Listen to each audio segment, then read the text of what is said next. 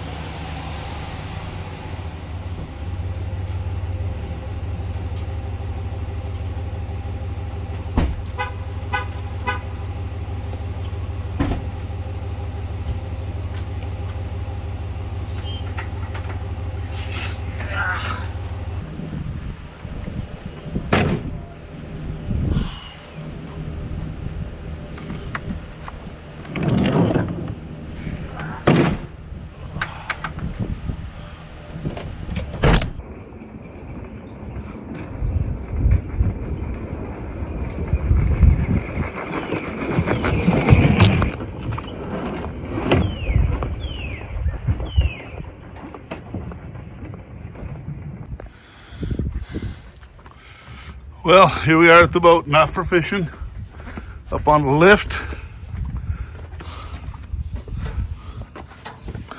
I don't know.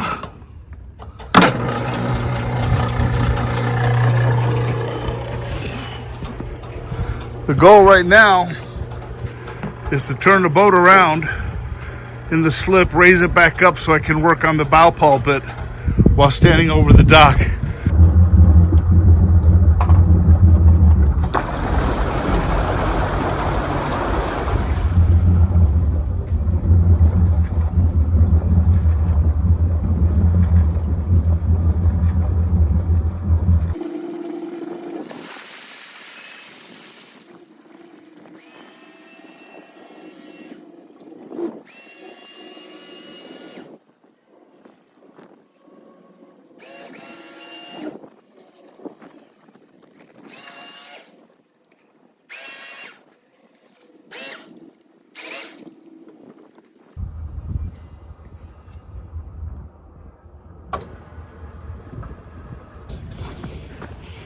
Now, we can work on the anchor pulpit.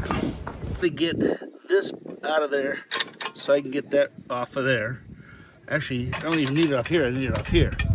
So let's work on that now. All right. Well,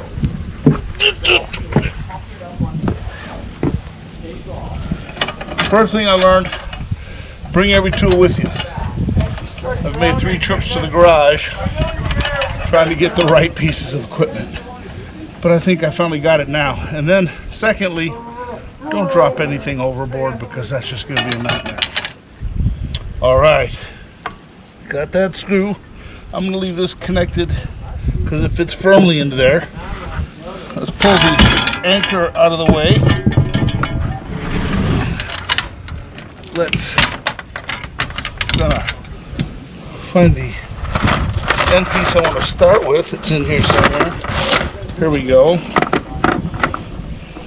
I'm going to have to let just a little bit out.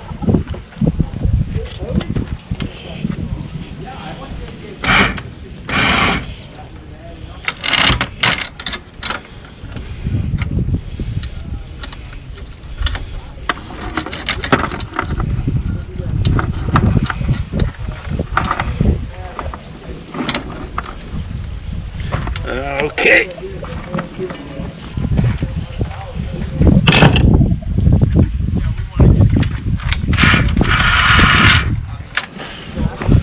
All right. Now,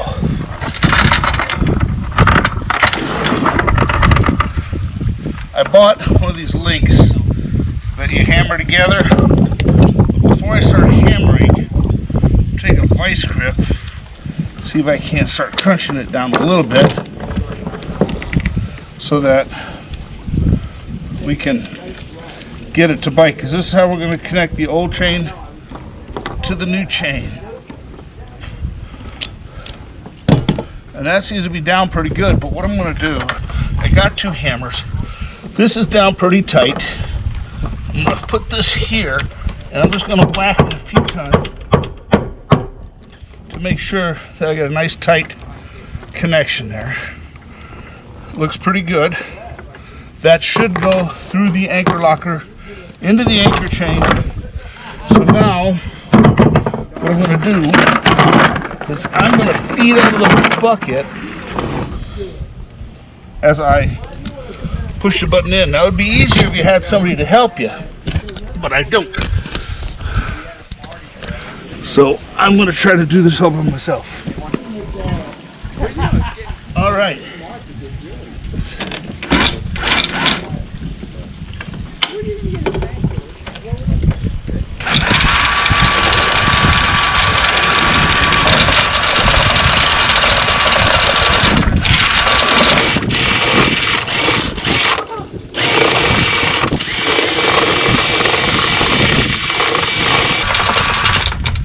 Occasionally I'm in here just kind of moving it around so it doesn't bunch in one spot, but I got lots of room.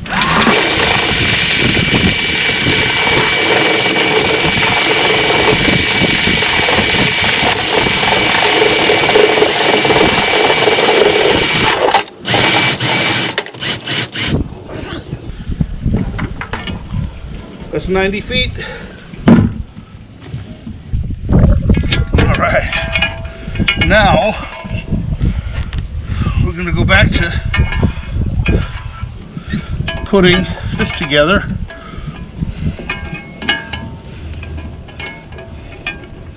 And getting it in there and getting it started. Whew. It's hot. Now we'll take the other screw, comes in from the other side. Careful not to drop it.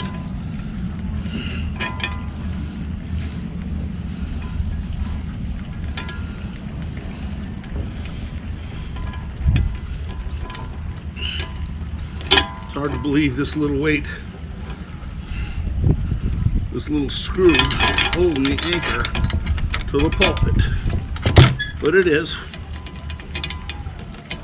Make sure we're tight there.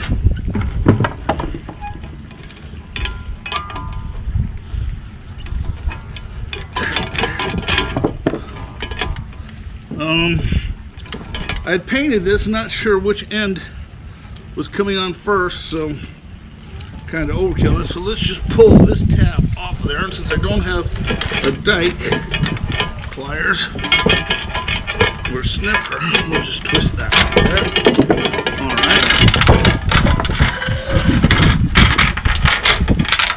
I'm gonna put that there.